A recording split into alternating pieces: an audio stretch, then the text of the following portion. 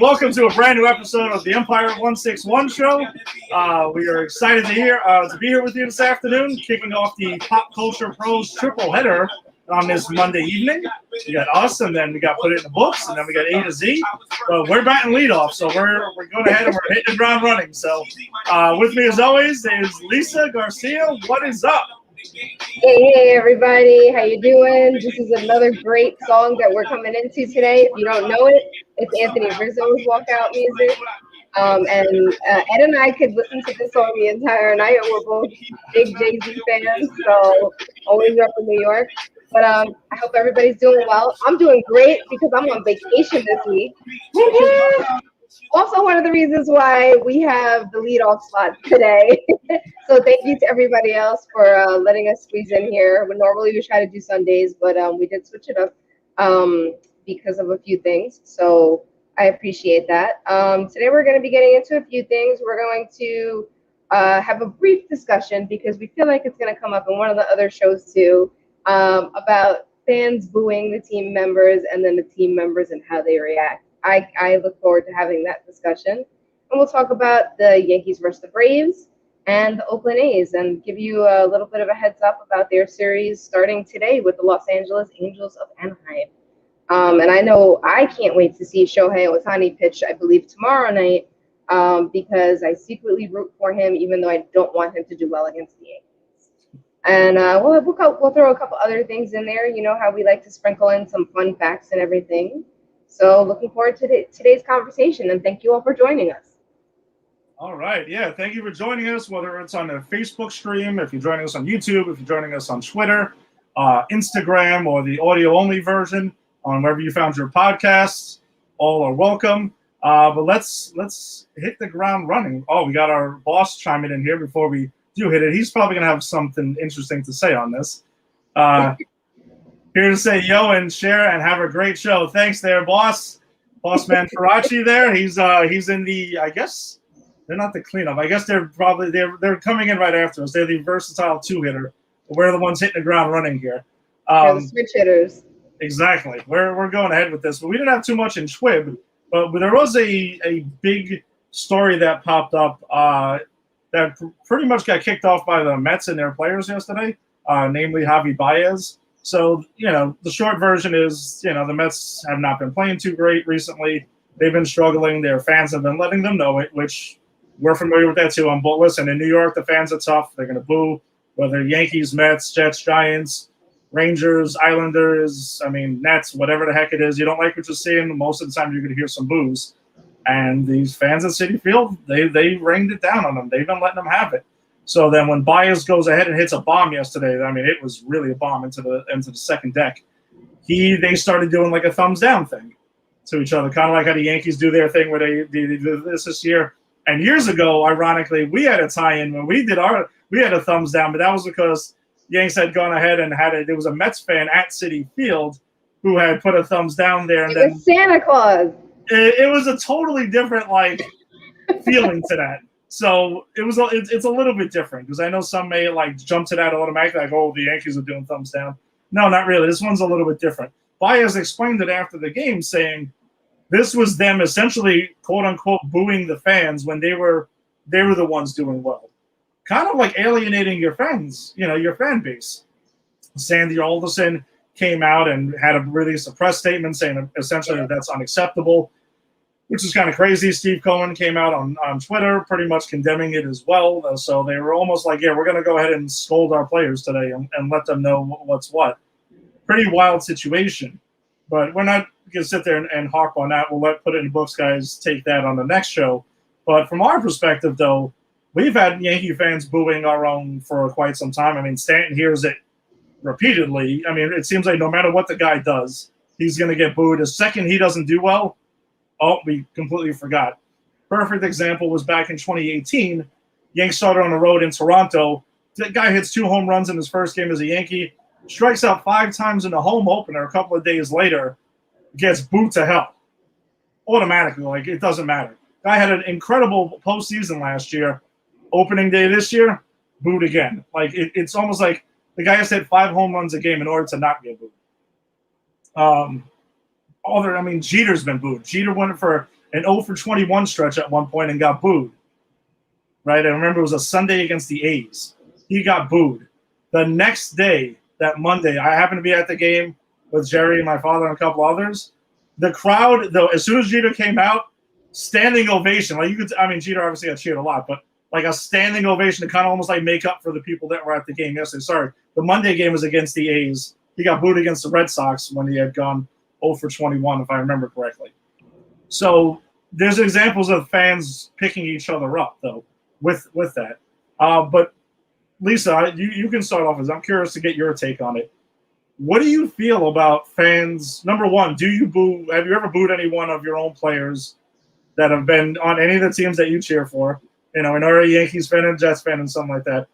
Do you boo your own players in certain situations? And two, do you think it's okay for fans to boo their own players?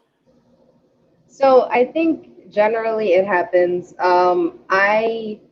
The only player I know that I can think of that I have avidly booed that was ours was Alex Rodriguez, because I didn't like him before he became a Yankee, and I still don't like him now, especially after his commentating this weekend on Sunday Night Baseball. He was driving me crazy. But other than him, I really don't think, I can't recall ever booing one of our players. I've been frustrated. I see, how much Stanton gets it, and I think it's also because, like, he gets mad at himself, and he makes it very clear that he's mad and frustrated at himself too. So I think that kind of gives fans the end to be like, well, if he's being hard on himself, let's add to it. But I've certainly been at the stadium where people have gotten booed. We've both been at games where different players have gotten booed. I don't remember that Jeter incident, but I also think it's highly possible. I'm also a Jets fan, and it's really hard to be a Jets fan for all the years that I have been. I've never booed them, but they've certainly gotten booed numerous times and for many years they deserved it. But I think I think some people look at it as like, maybe if I boo them, they'll try harder, right? As if they're not trying hard enough already, yeah. Which, like, I'm not saying that that's the correct way to think about it. I think I remember there was even an episode of The Simpsons back in the day where they were booing at a game, and one of the players was like, oh, man, that really hurts my feelings. I want to say it was Darryl Strawberry, too. I don't know why that's sticking out to me. But The Simpsons were booing at a game, and the player was like, ouch, that hurts. So, I mean, fans are going to do it, and I think players know they're going to boo the opponents, and then if you're not holding up your end of their expectations at some point, you're going to get booed too. I can't imagine, I mean, I was too young back then, but I can't imagine the Yankees in the 80s didn't get booed a lot. So. Yeah, I mean, I can tell you right now, they've definitely gotten booed plenty of times throughout the years for various. It seems like no one is free of it, no matter who you are or what it is that you do. How much you do. I mean, Mo even, I remember, got booed a little bit a couple of times, when he was going through a rough stretch one year. So if Jeter and Mo were going to get booed, then, I mean, there's no one Yankee fans wouldn't boo. I mean, they're not going to the Philly level, throwing batteries at Santa Claus and shit like that. Like, that's, I mean, we're tough in New York, but we're not, like, insane. So from my own perspective, I don't boo my own players. I think it's counterproductive. I don't see the point in it. For me personally, I know that they're trying hard. It's, I booed other players, like, opposing players constantly, or have said much worse, to opposing players. But as far as our own, no, I haven't. I jokingly booed Kevin Moss at an Old Timers Day, like at one point, because it was a joke. I hated Kevin Moss when I was a kid, and then when I saw him at an Old Timers Day, I don't remember what year it was, I booed him a little bit, like joking around, and that was it. Like, no one gave a shit. But as for active players, it's counterproductive. It just is. Do fans have the right to boo their own players? Absolutely, you have a right to do it. Whatever the reason that is, I think Yankee fans specifically are out of control when it comes to Stanton. I think the weird thing that I just don't know what the guy is. I mean, if he doesn't hit 50 home runs a year or 60 home runs a year, then you're going to boo him. If he doesn't hit a home run every single time he comes up in the ninth inning, like when they're tied or behind, are you going to boo then too? Like it's always a weird thing. And it's just, I don't know if it's because like he's not a homegrown Yankee or like I hate the idea of like a real Yankee. Like that just seemed the guy's hit a couple walk-off homers. It has happened. He had a big home run in the Field of Dreams game, which we talked about last week, that no one will remember because it gave the Yankees the lead, but Britton blew it. Now, is that on Stanton? No, it's not. Stanton's having a solid season. He's not hitting just 50 homers, but to boo him all the time is ridiculous. And I know you were anti-A-Rod and stuff like that, but listen, the guy is just, I mean, A-Rod getting booed at times, especially when he was having MVP seasons and stuff like that. It's just, it's silly. It's absolutely silly. So I mean, again, if the guy's not trying hard and that's your point of booing, then whatever. I just never got it. I never really see the point of it. So. I mean, the bottom line is like, can any of us do what they're doing? No. So, let's lower those expectations a little bit. Let's be a little bit more realistic. Stanton cannot hit 50, 60 home runs a year. It's not going to happen every year consistently for the rest of the guy's life. So, ease up, fans. Chill out. I liken this to my job. I tell staff, once you become a supervisor, prepare that at least once a day somebody's going to hate a decision you make just because you're in a supervisory role. Yeah. And I liken it to that. Just because you're a world famous athlete, somebody's going to criticize you. It doesn't matter what you do. So, yeah, of course. Wow, we got somebody very vocal in the chat now that really wants us to stop talking about this. Thanks for tuning in, Frank. Yeah, Frank, we appreciate you tuning in and stuff. I mean, your comments aren't going to get on the show because, you disclosed that you're a big Mets fan and just can't handle the fact that Pop Culture Pros has a Yankees show. But it is what it is. I mean, there's a Yankees show. People check it out. They seem to be enjoying it. So, I mean, to put it kindly, tough shit. So, we will. Oh yeah, here we go, Frotzy. Hey, listen, Frank could be a PCP legend, but if he's gonna come and just be a Met fan who's just hating on the Yankees constantly and stuff like that, I mean, we appreciate you tuning in. But yeah, it's fine. I don't hate the Mets. Cool. You don't see me going on the Mets podcast and shitting all over them. I wouldn't do that because they're another New York team. It's cool. No, it's fine. No, thanks for stopping by. Yes, it's all good. We appreciate it, But yeah, it was okay. Oh, so he says we can't have a Yankee show. That's great. Thank you. We appreciate that. Thank you. We appreciate your approval. We've been waiting for the last 2 seasons to see if Frank was going to give us the okay to have a Yankee show. All right, that's enough for him. Let's get moving on to the Yanks streak that was going on here. So the Yanks went ahead and since our last show, we'll recap those games that are here. Yanks went ahead and took care of the Braves at a score of 5-1. Monty picked up his 5th win of the season to bring his record to 5-5. Only 5 innings pitched, 2 hits, 1 earned run, 4 walks, 2 Ks. So not exactly, his sharpest outing of the year. But Giancarlo Stanton hit his 21st home run of the season, going 2 for 3 with 3 RBIs and a double. Aaron Judge was 2 for 4 with a run scored, his 6th stolen base of the year. And Gary Sanchez was 1 for 4 with 2 RBIs.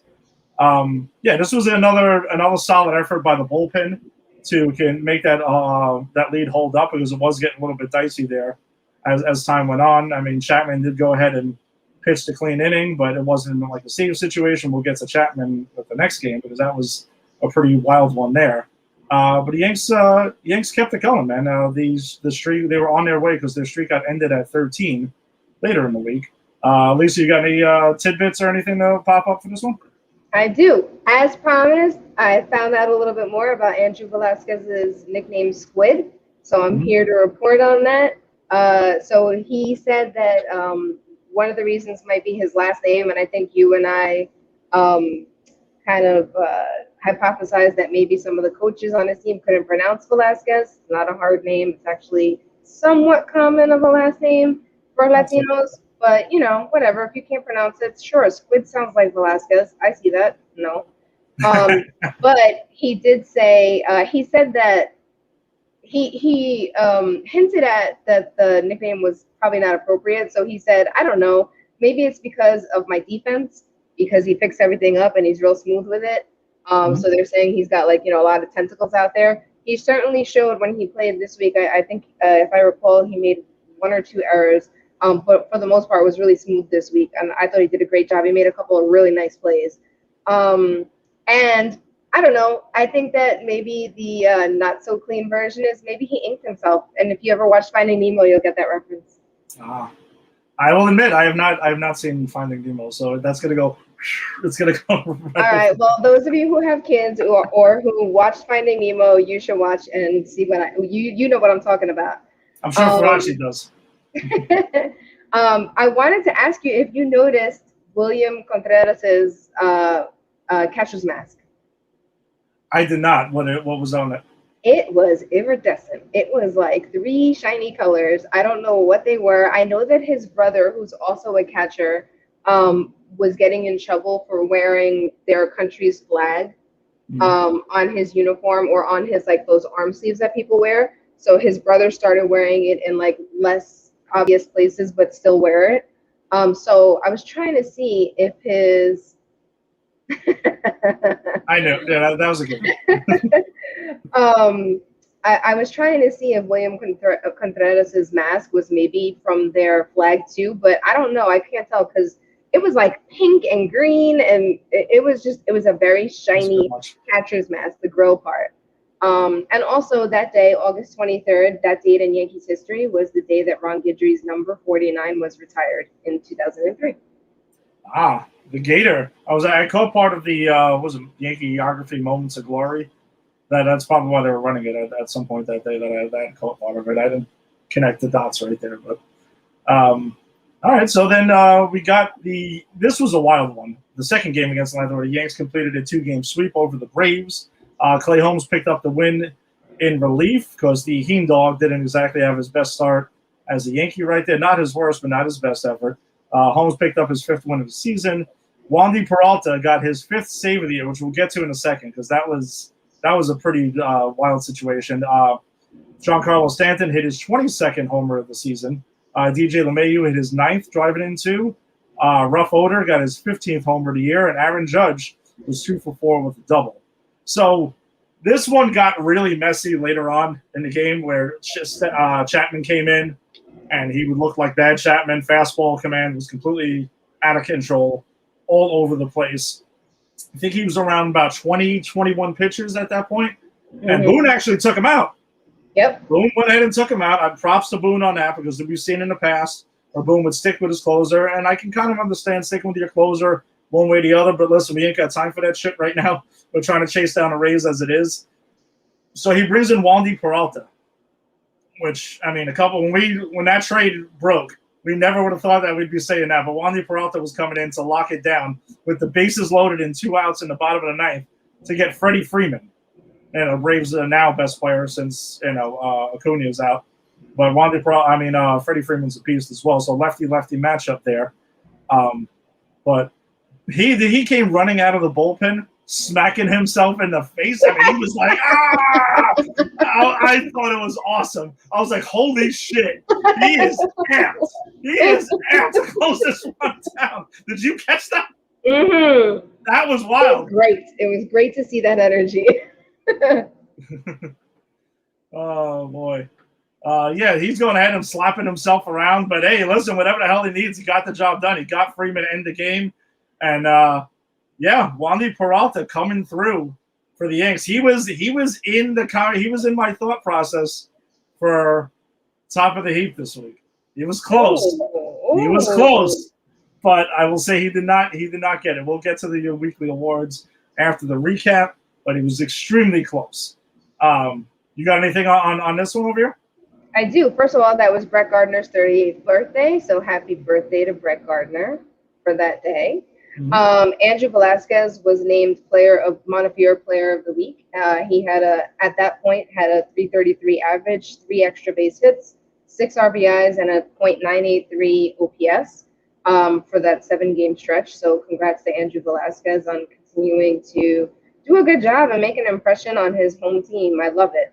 It was also Phil Niekro night at the stadium. That's why the number 35 was on the mound. Phil Niekro played for the Braves and the Yankees, so I thought that was really nice to have that tie-in. And one of my favorite things that I found out during this game was there was a pitcher who played in the early 1900s named Ray Caldwell. And he had just gotten dropped from the Boston Red Sox. And on this night in 1919, he was playing his first game for Cleveland. And he was pitching against the Philadelphia A's. It was the ninth inning, and there were 2 outs. He had started the game. It was the ninth inning with 2 outs. He was randomly struck by lightning on the mound, knocking out himself and a few other players, but he was knocked out for so long that they thought he died. And then out of nowhere, he like and crawls up on his hands and knees and gets up, and his teammates are trying to usher him off the field, and he was like, nope, I have one more out to get. Got that last out. They won the game, and then he pitched a no-hitter against the Yankees 3 weeks later. I was like, holy moly, that is an incredible story. That's a ridiculous story. I remember them referencing that. I thought, I don't know when the heck we had. I could have sworn we did reference that at once, but I don't remember the exact date and everything. But that's pretty wild. So the next time we hear somebody go in the IL for a finger jam or something like that, or blah blah blah, like, dude, you didn't get struck by lightning, so cut the crap out. You didn't get struck by lightning, get up, and then finish a game, and then 3 weeks later pitch a no-hitter. I don't want to hear it. Did you think Wandy Peralta would have gotten struck by lightning as he was on his way to like slapping himself around, maybe? Look, he got struck by something. I don't know. I've never seen somebody that amped up. I loved it. I thought it was absolutely outstanding. That was great.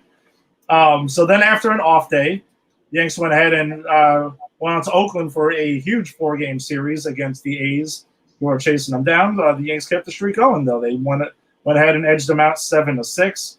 Another tight one here. Jameson Taillon got the start. He only lasted 3 2/3, giving up 4 hits, 5 earned runs, 3 walks, and 4 Ks. Not his best effort. He's been kind of, the last couple of starts hasn't been great, so hopefully he rights the ship his next time out. But good old Johnny Lasagna came in and picked up the win for his ninth of the season, going 9-4. He went 2 innings, 1 walk, and 2 Ks. Chapman did come in, though. Looked good. He looked good. Got Matt Olson to end the game. Got his 24th save of the season. Giancarlo Stanton kept it going. 23rd homer of the year. Gardy added another homer for his 6th of the year. Joey Gallo hit his 30th home run of the year, driving in 3. And Aaron Judge, maybe not homering every day, but was 2 for 4 with a run scored. This game I was watching. I'm texting with I didn't text you because I know late night Yankees. It's probably not happening. I was like, I'm not gonna do that.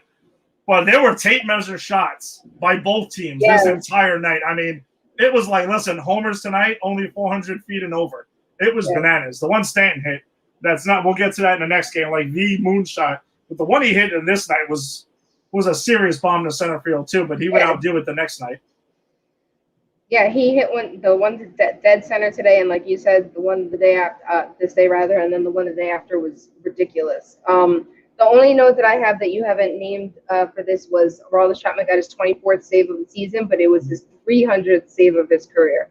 So congratulations, Chappie. I'm wondering if that's been on his mind, and now that it's over, because certain players kind of struggled when they were at a big number mark.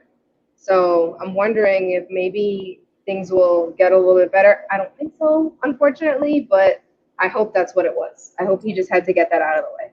Yeah, my thing with Chapman is just like it's his fastball command. I mean, if he's got that under control, he's essentially untouchable between the slider to lefties and the splitter to righties.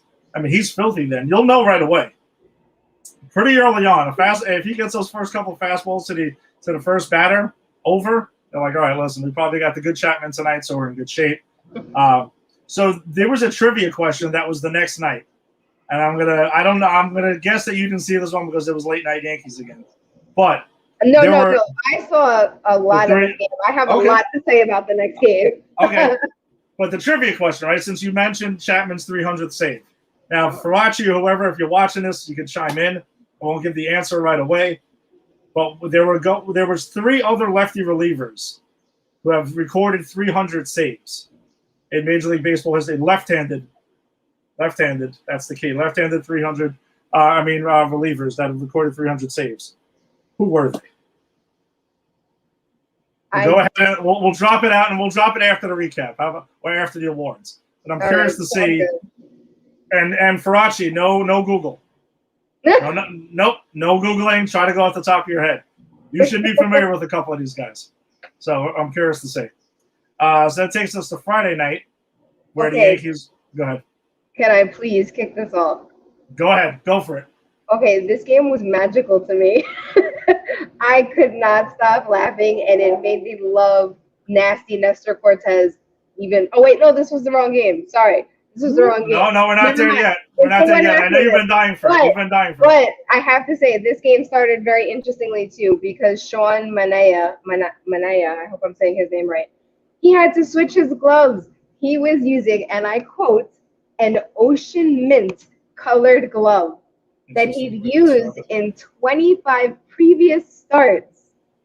And then all of a sudden, the home umpire, or I don't know if he was the head of the umpires that game or not, he said, nope, you can't use that glove for this game. The game hadn't even started yet. And you see one of his Oakland A's teammates run into the hole and come out with a different glove that matched their uniform better. So apparently, you can't go too far off of your team's colors when you're playing with that particular ump. Nobody else seemed to care in his last 25 starts with it.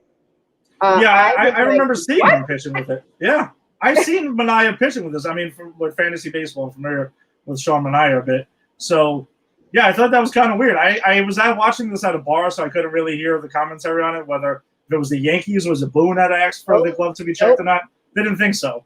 But no, he said after the game, we had nothing to do with that. It was all the ump. Yeah, they made him switch to more like a forest green or Kelly green. Mm-hmm. I don't know. The ocean mint? Not sure how I want to describe it. Ocean mint. I got to remember that. Seafoam green. Wow. That is, I guess that's kind of what it looked like. It was like a faded green glove.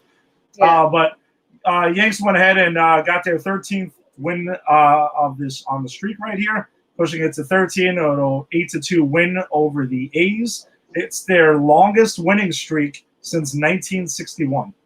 Yep. I am still shocked at this because the Yankees, the 1998 Yankees, you would feel like they crossed off every single thing on their list.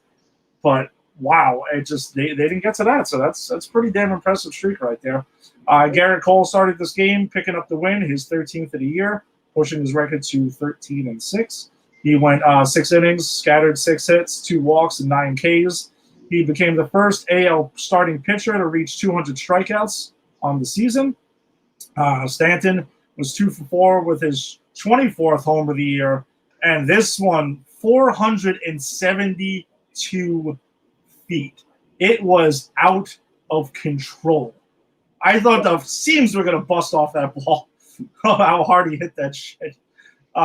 Judge was 3 for 5 with his 28th homer of the year.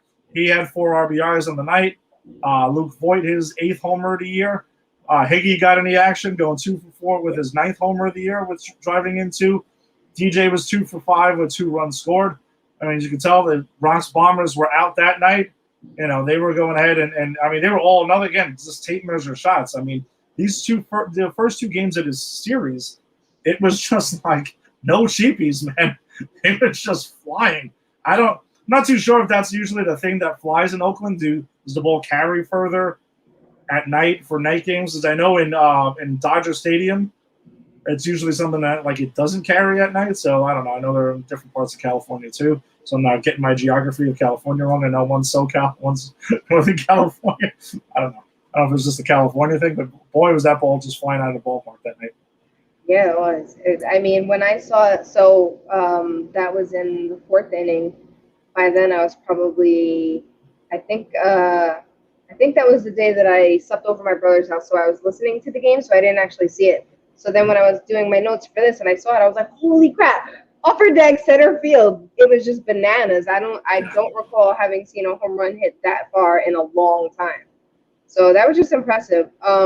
The other note that I wanted to point out was prior to that game, Aaron Judge, Giancarlo Stanton, and Joey Gallo all had 66 RBIs prior to that game. And then here you go, Judge tacked on 4 more, and Giancarlo Stanton tacked on one more that game. And then they got more the rest of the week too. So they're just loading up on all those RBIs, doing their thing, bringing the other players in. So appreciate that.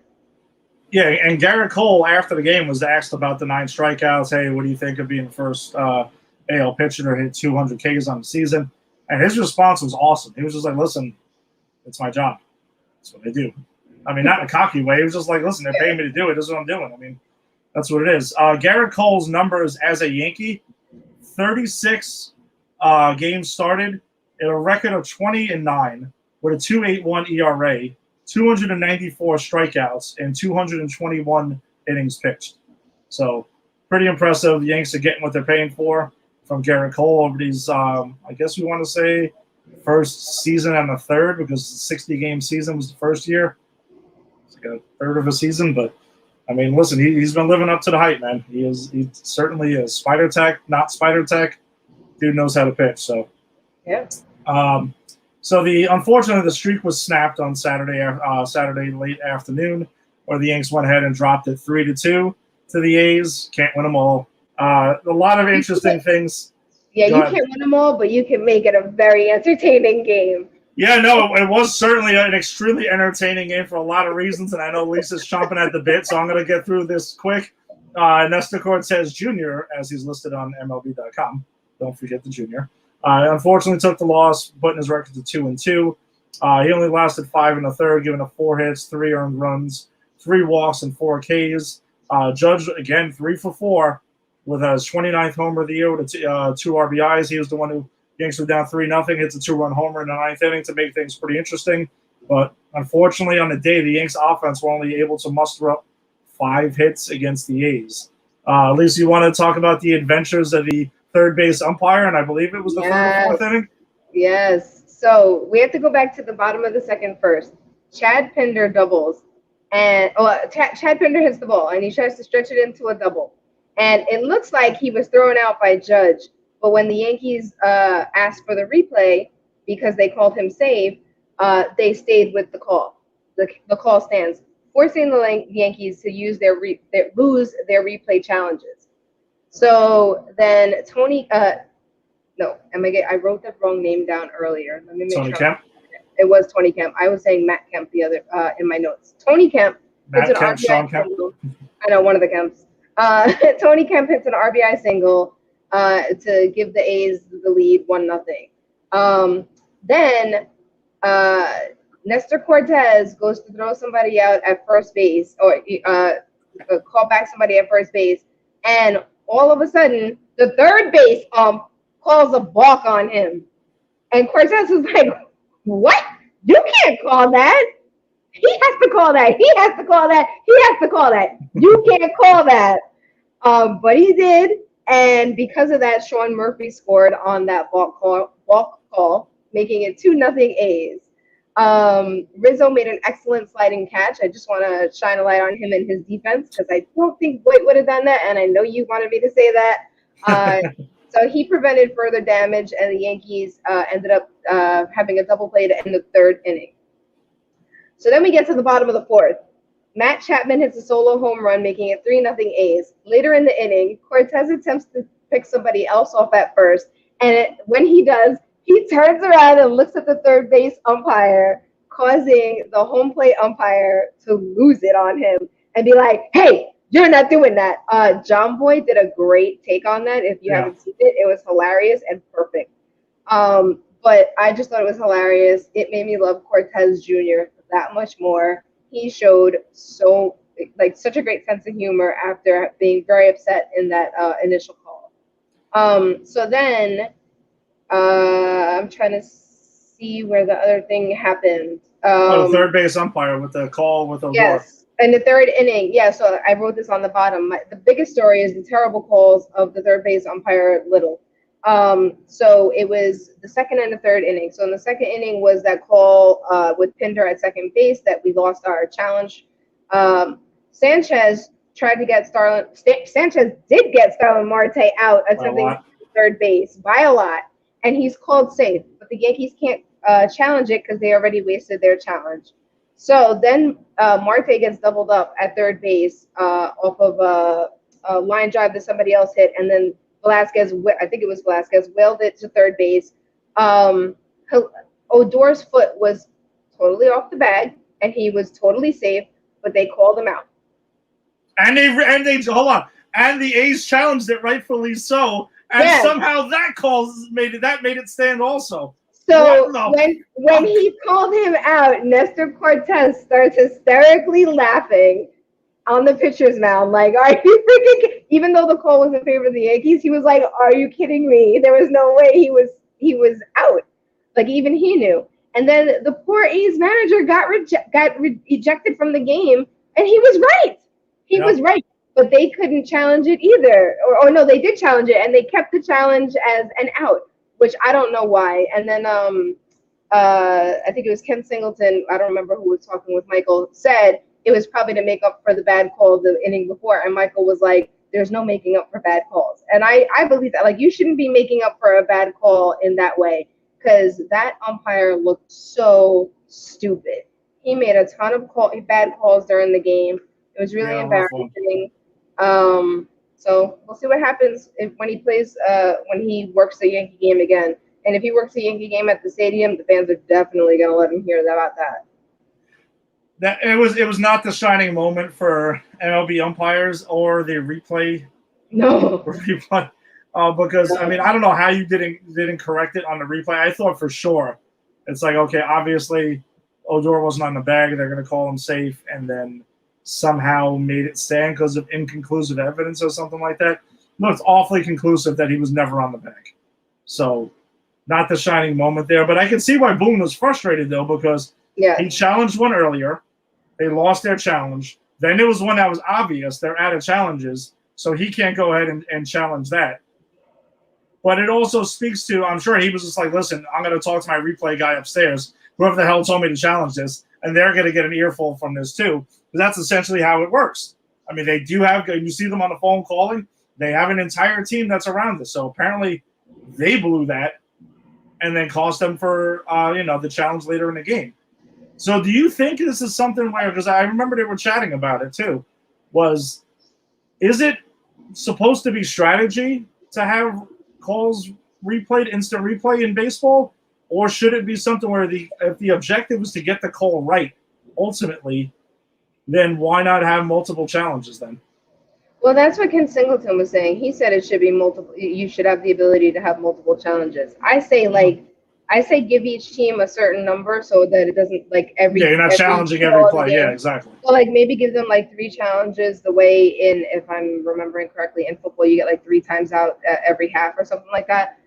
Like do that, and then in the 9th inning, if there's close calls, everything could get challenged by the replay booth back in New York. But I don't know. I think if you give teams 3 replays throughout the game, there's no way that an umpire could be in the exact right spot to see everything happen. Bam, bam. When it's like, remember when it was first, you had to see the ball hit the glove. Now it just has to cross the plane. Like they already changed that piece of it. If the umpire's not standing correctly enough to see when it crosses the plane, then you're not going to be able to tell when it's a bang, bang play. You're talking about a matter of like milliseconds where we get to see it in screenshots, right? So it's a little bit more obvious when you're watching from home. Yeah. But when you're watching it live, I mean, I don't know. We've been in games where the umpire was standing right there and should have seen things.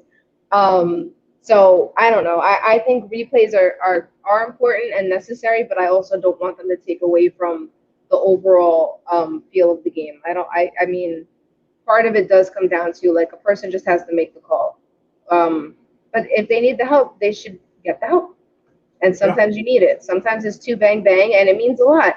Because if you think about it, with that game, they lost by 1, right? And Aaron Judge could have tied the game.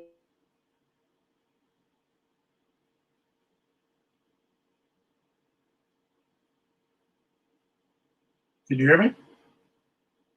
No, I think we lost you. It's unfortunate. Oh, there you go. Now you're back. My nephew was calling me on my phone, and it overrode my headphones. if Aaron Judge tied the game instead, that would have been a different story. We would have gone into extra innings potentially. Yep. So yeah, we got some carnival baseball then. Yeah. No, I fully agree. But I do think there should be more than one challenge. Shit happens. But yeah, you don't want it to get absurd where they're challenging every single inning and stuff like that. So there's give or take it out. Well, that's why they have the video guys. So watch the replay 1,000 times to make sure, hey, listen, are you sure? I am challenging this. We can't. And the Yankees got a pretty good record for challenges. They're usually really good at it. And but not so this time, and it really did hurt them in the end. And that takes us to last night's Sunday Night Baseball game where the Yanks had dropped their second in a row to the A's, so they end up splitting that series. First time that they did not win a series since late July. It's been almost a month since late July when they had that 4-game set against the Red Sox in Boston, where a lot of people were pretty much burying the Yanks and saying it was over, and then they kind of just went on this insane streak for this last month. But the Yanks dropped that one 3-1. Jordan Montgomery gave a solid start, 6 innings, 6 hits, 1 run, unearned run at that, 3 Ks because that was on an error. Giancarlo Stanton continued swinging a hot bat, going 2 for 4. Joey Gallo was 1 for 2 with 2 walks. But interesting, which is kind of crazy to think about it. So Joey Gallo banged into a double play for the first time in his career in back-to-back games this weekend. That's kind of crazy, especially when you're talking about the Yankees. There's how many double plays. It's well documented how many they've grounded into this year. He has grounded into 3 double plays in 28 games with the Yankees. He had grounded into 3 double plays in his last 258 games before joining the Yanks. Mm-hmm. So, I don't know, maybe it's a thing where it's like, hey, you're with us now, we got to start banging into some double plays. That's kind of what you got to do. But no, it's pretty wild. He usually gets the ball in the air. I mean, Joey Gallo is a true 3-outcome hitter. Home run, strikeout, or walk. So he's not going to bang into too many double plays, but I thought it was an interesting tidbit that I had caught on Twitter that he was the first time in his career that he banged into consecutive double plays in consecutive games. Yeah. And it's one of those things where it's like, these things are going to happen, and it's only natural. So he'll course correct and get things together. I did want to mention something in the bottom of the 4th. Gardner made an incredible catch in center field, and they said that he had a 5% catch probability of making that. So I don't know if you remember that, but he actually made a couple of really great catches during the game. Mm-hmm. So I just wanted to shout him out for that. But yeah, I'm not really worried about Joey Gallo doing that. I think he's been fine, and he'll continue to be fine. He's going to course correct that.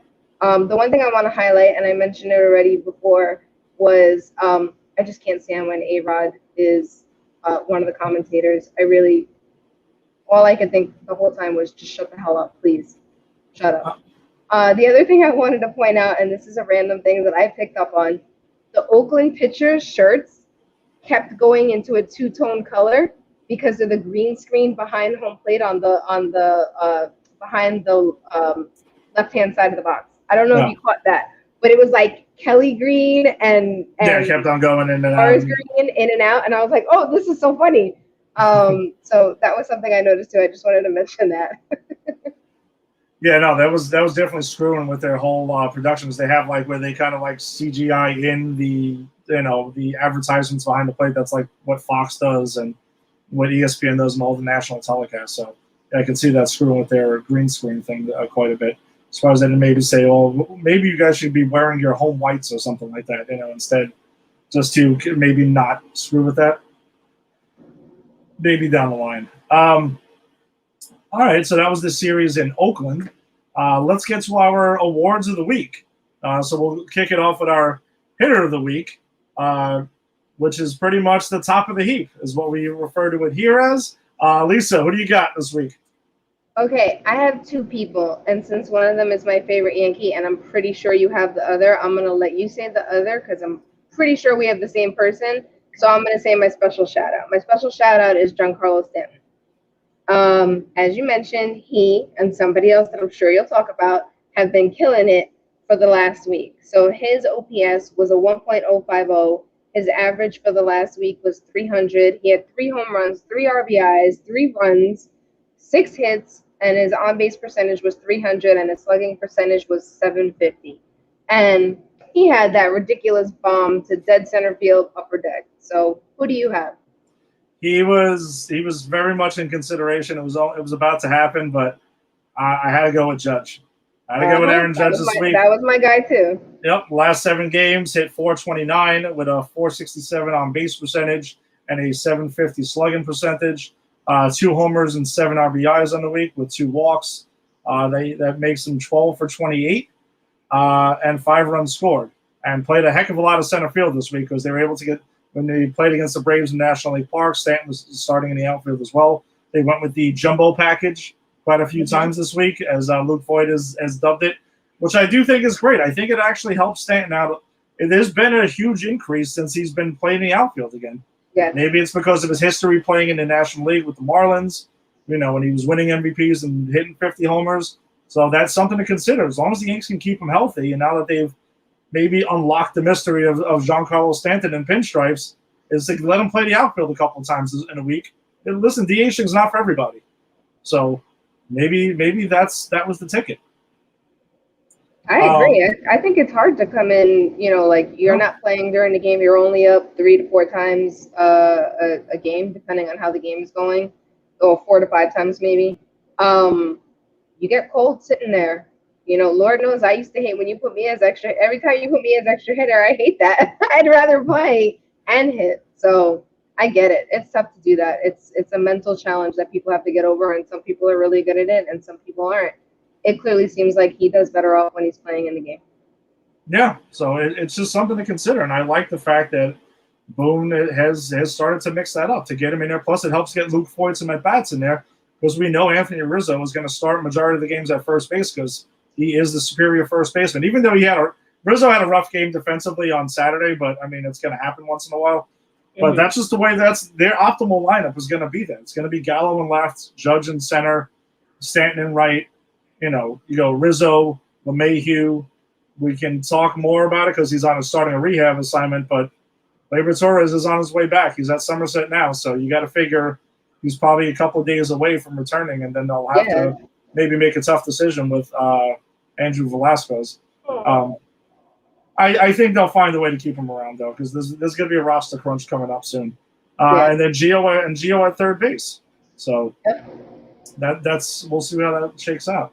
But pitcher of the week, which we refer to as the King of the Hill, both taking our cues from New York. Lisa, do you want to start this one, or do you want me to start this? I'm curious to see where you're going with this one. There was only one person that I went with for this. I do have a special shout out to Nestor Cortez Jr. just because he delighted me in his game because he was hilarious. But I did go with Garrett Cole. So, he had the 1 win. His ERA for the week was a 0.0, 6 innings pitched, 6 hits, 0 earned runs, 2 walks, and 9 strikeouts, and an opponent batting average of 250. Just Mr. Consistent for the team. As you said before, he's really showing up and been doing what he's been paid to do. And that's what we need. We need to know that when he's on the mound, we're going to win. And most of the time, that's exactly what happens. No, that's an excellent choice. Cole is just, we laid it out before. The dude's been a beast since putting on the pinstripe. So he was a beast before that, but he's definitely showing it here. I went with Johnny Lasagna. Right. Jonathan Weisiger is my King of the Hill of the week. Over this course of the week, he had pitched 5 innings, giving up only 2 hits, walking 2, and picking up 7 strikeouts. He also picked up a win and a couple of holds on the week. And he's kind of been morphing into don't take it out of context, like he's not Mariano Rivera, obviously, but in 96, some fans will recall the way Mariano came up as a setup man. He used to pitch the 7th and 8th inning to set up John Wetland, who was not exactly the most lights-out closer there was. It's starting to take form with Johnny Lasagna starting to look like the 96 Mariano Rivera a little bit. He's got some nasty stuff. He's usually Boone's trusting him a lot more now to go multiple innings. And Chapman is kind of looking like John Wetland now. where he might give up a run or two before closing it out, but ultimately he usually does shut it down. But Wandy Peralta was in high consideration for the whole slapping face thing and coming in to get a save and to bail Chapman out against the Braves. So there was definitely some consideration, but it ended up on Johnny Lasagna eventually. I mean, I will say I also love his reaction when, he ends an inning. He gets really hyped too. There have been several times where he screamed into his glove or like flexed a little bit. So I like that. He's got a little Wandy Peralta energy of his own. No, I'm loving it, and I admit it. I mean, the receipts are here. I've talked about Lasagna not exactly in the most glowing ways last season, but he's really come into his own this year. And it's these are times where you love to be proven wrong. You want to be proven wrong by this, and just hopefully he keeps it going, man. Because who knows? Maybe he's their future closer down the line. I mean, Chapman's only signed for next season, so we shall see. They'll be up for it because I don't see them really bringing Chapman back after that. I mean, he's starting to get up there, and not saying he's like old, but he's getting up there in age and stuff. So we shall see. All right, well, let's. The Yanks are closing up the road trip with 3 games set against the Angels this week. So, Lisa, you want to go through some of the pitching matchups? As I saw, there's the immortal. Did they put it out yet today? Because I saw it was TBD earlier. I do have everything except for who's pitching for the Angels tonight, which is usually the other way around. So I did do this about 3 hours ago. It might be up by now, but as of 3 hours ago for tonight's game, the infamous TBD is playing for the Angels, and they're playing versus Corey Kluber for the Yankees. Corey Kluber is our right-handed pitcher. He's 4-3. This is his return from being on the IL, I believe, and he has a 3.04 ERA and 55 strikeouts thus far. So hopefully this will be a nice, strong game for him, and we'll see how he does. And I know they also. Sorry, there's one note on tonight's game though. I know Boone had mentioned over the weekend that even though Kluber is getting the start, he's not fully stretched out as a starter at this time. So I think they were saying about 50 to 60 pitches for Kluber. So we'll see how long that lasts. But I know Heendog, Andrew Heaney, is going to essentially be piggybacking him. So he'll probably be coming in out of the bullpen to relieve Kluber whenever it is that he gets through his pitch count, because they're going to ease Kluber back into this. Yeah, listen, it's been a mixed bag with Heendog. So, yes, I'm going to keep calling him that because I'm not letting it go, as that name is absolutely absurd. And we're going to milk it for everything it's worth. And I just want to name that I just looked it up again to see if they announced it, and they still have not announced the Angels starter. That's ridiculous. Tomorrow night, to close out August, we have Shohei Ohtani, right-hand pitcher, 8-1 record, 3.0 ERA, and 127 strikeouts. He'll be playing versus Jameson Taillon. Also a right-hand pitcher, 8-4 record, 4.18 ERA, and 125 Ks. When I read that, I was like, they didn't want to put him against. Well, I mean, obviously it's not in the rotation, but I was like, Ohtani and Colt made more sense to me, but not happening. So we'll see how that game goes and what Jameson Taillon can bring to it. And let's see how Shohei Ohtani bounces back from his last start versus the Yankees, because it was terrible. And he's going to be home. I hope he gets rocked again. I hope he gets rocked again as well, but I like him. So. I like Ohtani too, but listen, go ahead, tee off on him, because I'm sure he'll be in the lineup as well. Joe Madden will be waiving the DH for the game, so that puts them in a really screwed up situation for the rest of the game, because they're going to have to do double switches. They're going to have to constantly bring in pinch hitters and empty out their bench. But this is what you do when you got a guy like Shohei Ohtani. Yeah. So we'll see what happens. And then to kick off September, which is one of my favorite months of the year. And if you haven't listened to the last 2 podcasts, you should know why by now. So I'll let you figure that one out. Game 3 on September 1st is Jaime Barria. He is a right-hand pitcher. He has a 2-2 record and a 5.56 ERA with 19 strikeouts. And he will be playing against our ace, Garrett Cole, also right-hand pitcher, 13-6 record, 2.80 ERA, and as Ed mentioned earlier, 200 strikeouts. Yeah, so we'll see. The Yanks will close up that road trip. Then I'll have an off day on Thursday, so then some of us can go see Shang-Chi and the Legend of the Ten Rings without missing a Yankee game, which is perfect timing for me. Before they come home to face the Orioles, which you got to take care of business against the Orioles, man. I mean, the Rays. I wanted to go ahead and bring this one stat up before we sign off here, which is kind of absurd. So the Yankees are in a stretch right now where they are 34-11. Okay, they have picked up 2 games in the standings on the Red Sox during that stretch. That is bonkers. I mean, that just shows you what it is. The Rays actually wrapped up their season series against the Orioles yesterday afternoon. They finished 18-1 against the Orioles. To be an elite team, you got to beat up on the bad teams. I mean, that's kind of the main thing. If you can beat up on bad teams and finish like 500 against the elite teams, you're going to have a pretty outstanding record. I mean, that's the recipe to success for in the regular season. That's what you got to do. And the Rays have done that. So the Yanks got a winning record against the Orioles, but you know they got to beat the crap out of them these last couple of games. They got them here and they got them in Baltimore. So take care of business, Bombers. Start a new streak, man. So. All right, so I think that pretty much just about does it for us on this evening, or actually, late afternoon. So thanks for joining us, everybody. We super appreciate it, especially you, Frank. Or maybe you're still watching it by the end of this episode, or you tuned out before. It's all good. So hopefully you enjoy putting the book show afterwards, where Farachi and the crew will be on to do the Met show after, and then A to Z is on tonight, where Eric will be covering A to Z. And I think they're doing something with eating cereal. Yes, tonight. I voted. I voted. Did you?